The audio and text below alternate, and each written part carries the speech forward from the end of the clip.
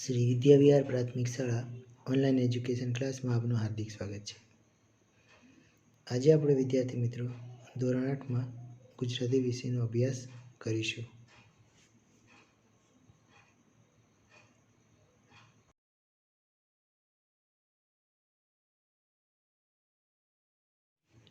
વિદ્યાર્થી મિત્રો, આજે આપણે પાઠ 14 સાકરનો શોધનારો ભાગ 4 નો અભ્યાસ આજે આપણે કરીશું। તેના લેખક છે યશવંત પંડ્યા। પાઠનો સાહિત્ય પ્રકાર છે એકાંકી નાટક, એટલે કે એક અંકવાળું નાટક।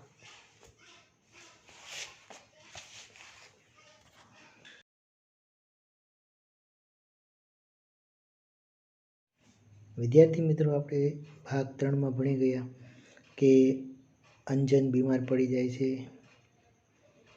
એના પિતા એને ખૂબ જ ખીજાય છે, મારે છે, એની બધી પ્રવૃત્તિઓ બંધ કરાવી નાખે છે, જેથી કરીને એના માનસ પટલ પર એક પ્રભાવ એવો પડે છે, ગંભીર પ્રભાવ, જેનાથી એ બીમાર પડી જાય છે।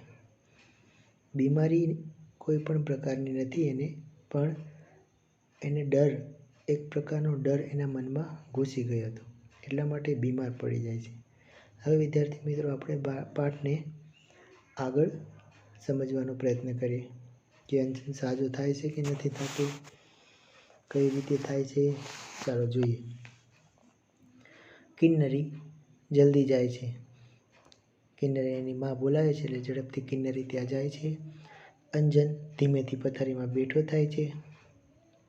કંકાસથી અંજન એકલો પોતાની જાત સાથે વાતો કરે છે કે કંકાસથી એટલે કકળાટથી હું હસતો નથી એટલે માં રડ્યા કરે છે, હું બોલતો નથી એટલે બહેન ગમગીન બને છે, પણ હું શું કરું, મારો આનંદ મરી ગયો છે, જાણે જીવન જ જતું રહ્યું હોય।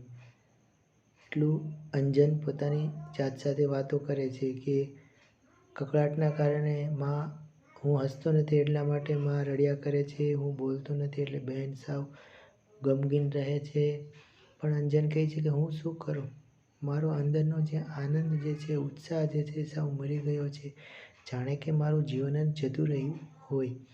એટલામાં ત્યાં કિન્નરી ત્યાં હાંફતી એટલે કે દોડતી ત્યાં આવે છે। આવીને શું કહે છે કિન્નરી, ભાઈ ભાસ્કર કાકા આવ્યા છે।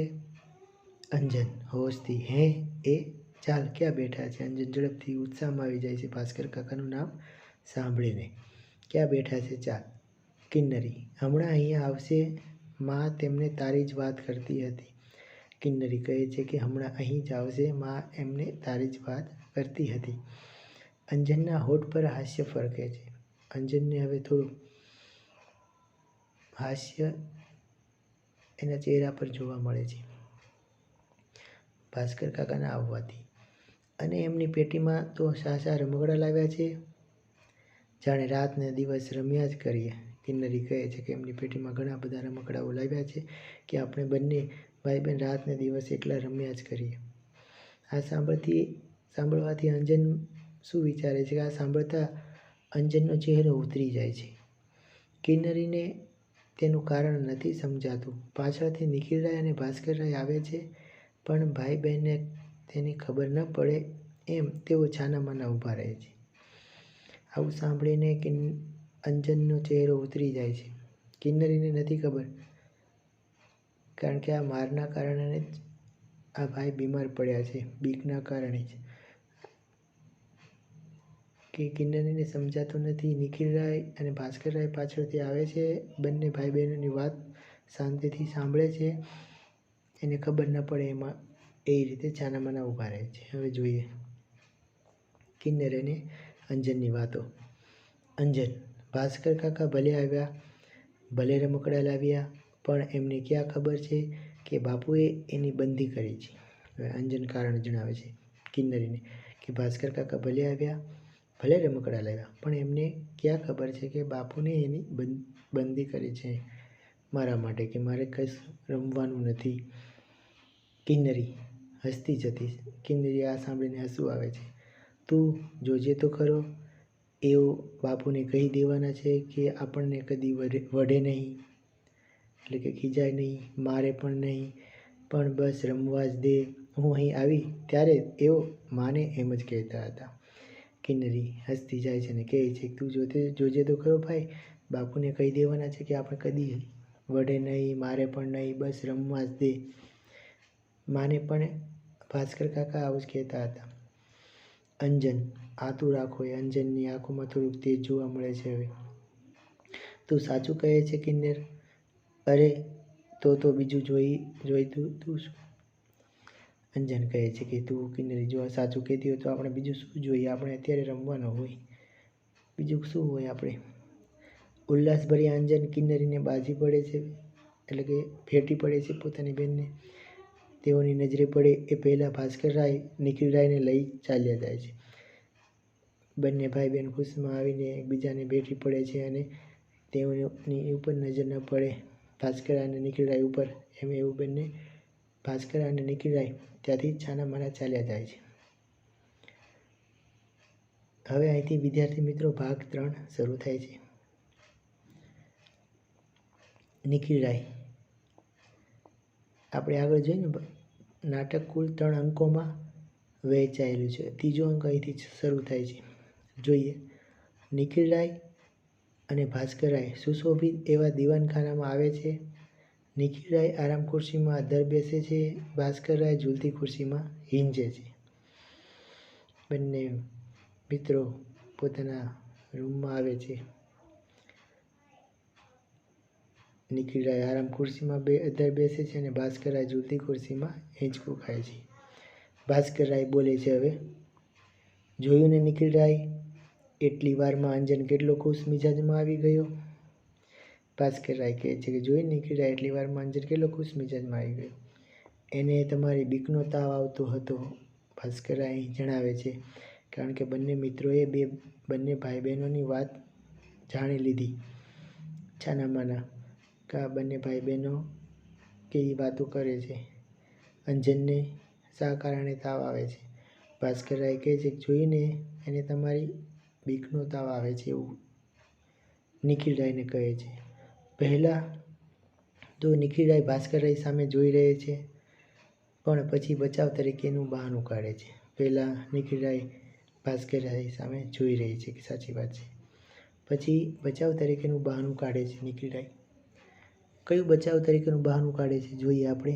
નિખિલ રાય બોલે છે કે ભાસ્કર ભાઈ, તમે મને ખોટો દોષ દો છો. અંજુના લક્ષણ તમે જાણતા નથી. મહિના દાડા પહેલાં એ કોલસાનો એક મોટો કકડો લઈ એનો ભૂક્કો કરતો હતો. નિખિલ રાય હવે જણાવે છે કે મહિનાઓ પહેલાં અંજન કોલસાનો એક ટુકડો લઈને એનો ભૂક્કો કરતો હતો. ભાસ્કર રાય પૂછે છે કે શા માટે, શા કારણે? નિખિલ રાય જણાવે છે કે મેં પૂછ્યું ત્યારે કહે કે કોલસામાંથી સાકર બને છે એવું તેણે વાંચ્યું છે, એટલે એ એમાંથી સાકર શોધતો હતો. નિખિલ રાય જણાવે છે કે મેં પૂછ્યું ત્યારે એણે એમ કીધું કે કોલસામાંથી સાકર બને છે એવું અંજન કહે મેં સાંભળ્યું છે, એટલે હું સાકર શોધું છું. આવું એકવાર નથી બન્યું. નિખિલ રાય કહે છે કે આવું એકવાર નથી બન્યું. નિત્ય નવા હુનર, આવા તો ઘણી બધી કારીગરાઈ, કેટલા કહું? ભાસ્કર રાયને કહે છે, મારે તે ક્યાં સુધી આડા કાન કરવા? નિખિલ રાય કહે છે ભાસ્કર રાયને કે મારે ક્યાં સુધી આડા કાન કરવા? હવામાં વીંજી, એમાં ભણવાનું તો નામ જ ન મળે. નિખિલ રાય કહે છે મારે ક્યાં સુધી આડા કાન કરવા? હવામાં વીંજી, હવામાં હાથ ઉછાળીને કહે છે કે એમાં ભણવાનું તો નામ જ ન મળે, અને નકામાં તોતા જડે તો એની પાછળ ઉજાગરા કરે, નકામાં નવા હુનર કળા કર્યા કરે, એની પાછળ અંજન ઉજાગરા કરે. ભાસ્કર રાય નિખિલ રાયની વાત સાંભળીને શું જવાબ આપે છે જોઈએ. ભાસ્કર રાય કહે છે, ભાઈ તમારી ભૂલ થાય છે. ભણવાથી ચોપડીઓ મોઢે કરનારાઓએ પણ એમનું કેટલું દળદળ ફીંટાડ્યું, એવાય ચોટે ચોટે રજળે છે. આપણા વર્ગમાં કાયમ પહેલાં 5ની અંદર નામ રાખનાર રાજા રામને મહિને માંડ 35 રૂપડી મળે છે. પેલે છેલ્લે બાકડે પડી રહેનાર રામલાલે લોખંડના ધંધામાં બંગલો બંધાવ્યો. એ બધું આપણી આંખ આગળ છે. નિખિલરાય જણાવે છે. નિખિલરાય એવું જણાવ્યું કે મારે ક્યાં સુધી આ ખાડાખાન કરવા, મારે શું કરવું? ભાસ્કરરાય એને સાંભળીને કહે છે કે તમારી કંઈક ભૂલ થાય છે ને નિખિલરાય. ભણવાથી ચોપડીઓ બધી મોઢે કરીને જે લોકોએ પોતાનું આખું દળદળ ફીંડાવ્યું છે, પોતાનું જીવન આખું ભણવામાં વિતાવ્યું છે, એવા અત્યારે ઘણી બધી જગ્યાઓ આપણને રઝળતા ભટકતા જોવા મળે છે. એમનું એક ઉદાહરણ પણ દીધું આપણા વર્ગમાં. કાયમ પહેલાં 5 નંબરની અંદર આવનાર રાજા રામને માત્ર 35 રૂપડી જ મળે છે. અને પેલા છેલ્લે બાકડે જે રામલાલ બેસતો હતો એને લોખંડના ધંધામાં બંગલો બંધાવી નાખ્યો. આમાં જોઈ લો, તમારી સમક્ષ આ એક ઉદાહરણ છે. ભાસ્કરરાય નિખિલરાયને કહે છે કે બધું આપણી આંખ આગળ જ છે. નિખિલરાય ઉપર શું અસર થાય છે આ સાંભળીને? નિખિલરાય ગરમ થઈને, એટલે મારે એને લોઢાના કારખાનામાં મોકલવો એમ ને?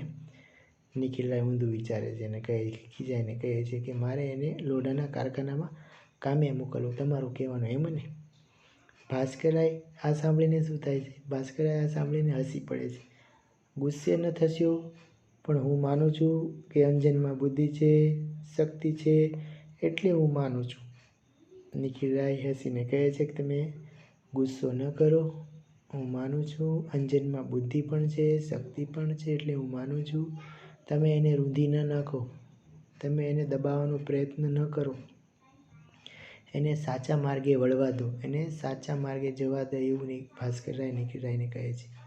અંજનનું જીવન જ્યાં હણાય નહીં પણ પ્રફુલ્લે ત્યાં તેને જવા દો. અંજનનું જીવન કાંઈ પણ બગડે નહીં અને જ્યાં મન પડે ત્યાં જવા દો. એ કોલસામાંથી સાકર શોધનારો કોઈક દિવસ જગને નવું અંજવાળું આપશે. ભાસ્કરરાય કહે છે એને જ્યાં મન પડે એ પ્રવૃત્તિઓ કરવા દો. એ કોલસામાંથી સાકર શોધનારો કોઈ દિવસ આ જગતને નવું અજવાળું આપશે. એવું ભાસ્કરરાય નિખિલરાયને કહે છે. નિખિલરાય પર આની અસર થઈ જણાય છે. આવી વાતો સાંભળીને નિખિલરાયના મનમાં માનસ પર કંઈક અસર થઈ જણાય છે. કેવી અસર? કારણ કે તેઓ તદ્દન મૌન જાળવે છે. ભાસ્કરરાયની વાત સાંભળીને તદ્દન મૌન જાળવે છે. ભાસ્કરરાયને આથી સંતોષ ઉપજે છે. ખુરશીમાંથી ઊભા થઈને એવો બારણે પહોંચે છે. ભાસ્કરરાયને સંતોષ થાય છે કે ભાઈ નિખિલરાય મારી વાત ધ્યાનથી સાંભળી, સમજી અને પોતાની ભૂલને સ્વીકારી. એટલે બારણે ઊભા થઈને પહોંચે છે. બૂમ મારી, અંજુ કિન્નર અહીં આવો. બૂમ પાડે છે અને કહે છે કે અંજુ અને કિન્નર બંને અહીં આવો. કિન્નરી આવી પહોંચે ઝડપથી, સ્પીડમાં. કિન્નરી: શું કહ્યું કાકા? ભાસ્કરરાય: અંજન ક્યાં છે? કિન્નરી આવીને કહે છે કે શું કહ્યું કાકા? ભાસ્કરરાય કહે છે કે અંજન ક્યાં છે? અંજન આવે છે. કિન્નરી બહારથી: આ આવ્યો. બહારથી કહે છે આ આવે છે અંજન. ભાસ્કરરાય ધીરેથી: જાઓ, લતા ભાભીને કહો કે તમને રમકડા વહેંચી આપે. ભાસ્કરરાય કહે છે કે અંજન અને કિન્નરીના મમ્મીને કે લતા ભાભીને કહો તમને રમકડા વહેંચી આપે, હું જે લાવ્યો છું. કિન્નરી ઉપડી જાય છે ઝડપથી. ભાઈ અંજનની આંખો નિખિલરાય ભણી હોય છે, જાણે જવાની રજા ન માંગતો હોય. અંજનની આંખો નિખિલરાય તરફ જોઈ છે, કારણ કે આ રમવામાં જ અંજનને ઘણો બધો માર પડી ગયો હતો. એટલા માટે અંજન નિખિલરાય તરફ જોઈ છે કે રજા આપો તો હું જાઉં, નહીંતર મારે નથી જવું. એ રીતે એની સામે જુએ છે. નિખિલરાય: શાંતિથી જા. નિખિલરાય કહે છે કે શાંતિથી જા. ઉમંગથી ઉછળતા પગલે અંજન કિન્નરીને પકડી પાડે છે. નિખિલરાયે જ્યારે કીધું કે શાંતિથી તું પણ જા રમવા, ઉમંગમાં આવીને ઉછળતા પગલે દોડતો પોતાની બેન કિન્નરીને પકડી પાડે છે. ભાસ્કરરાય એ બતાવતા જોયું. ભાસ્કરરાય હવે નિખિલરાયને બતાવે છે. ભાસ્કરરાયે બતાવતા જોયું. નિખિલરાયને કહે છે કે નિખિલરાય આડું જોઈ જાય છે. ભાસ્કરરાય પડકે પડેલું છાપું ઉખાડે છે અંદરથી આવતો અંજન અને કિન્નરીનો મીઠો કિલકિલાટ બંનેના કાને આથડાય છે. તો જોઈને વિદ્યાર્થી મિત્રો કે આ પાઠમાં લેખક આપણને સમજાવવા માંગે છે કે બાળકનો ક્યારે વિકાસ થાય છે અને ક્યારે એ કુંઠિત થાય છે, દબાઈ જાય છે, એ બતાવવાનો પ્રયત્ન લેખકે અહીં આપણને કરે છે. અંજન જે કાંઈ પણ પ્રયોગ કરતો હતો એ પ્રયોગ પાછળનું માનસ સમજી શકનારા પિતા નિખિલરાયનું કડક વર્તન હતું. કડક વર્તનના કારણે પોતાના બાળકને સમજી નહોતા શકતા. માતાનો પ્રેમ, બાળક તરફનો સ્નેહભાવ, ભાઈ બહેનનો નિર્મળ અને નિખાલસ પ્રેમ અને કાકાની બાલ માનસની સમજણ આ પાઠને આપણને સમજાવવાનો સારો પ્રયત્ન કર્યો છે. સાકરનો શોધનારો એકાંકીમાં લેખકે અંજનના પાત્ર દ્વારા બાળમાનસનું આલેખન કર્યું છે. વિદ્યાર્થી મિત્રો, આ 3 દ્રશ્યોમાં વહેંચાયેલા એકાંકી નાટકમાં અંજનનો બાળ વિકાસ અહીં જોવા મળે છે. જ્યારે એક પિતા તરીકે પોતાનું કડક વર્તન ન સમજી શકનારા એક પિતા અને આ એકાંકીમાં ભાસ્કરરાયની બાળ મનોવૃત્તિને સમજવાની ક્ષમતા વગેરેને લેખકે આ એકાંકીમાં સુંદર રીતે પ્રસ્તુત કર્યું છે. તો વિદ્યાર્થી મિત્રો, અહીં આ પાઠ પૂરો થાય છે. 2 વાર વાંચી જજો. ત્યાં સુધી ઘરે રહો, સુરક્ષિત રહો અને ભણતા રહો.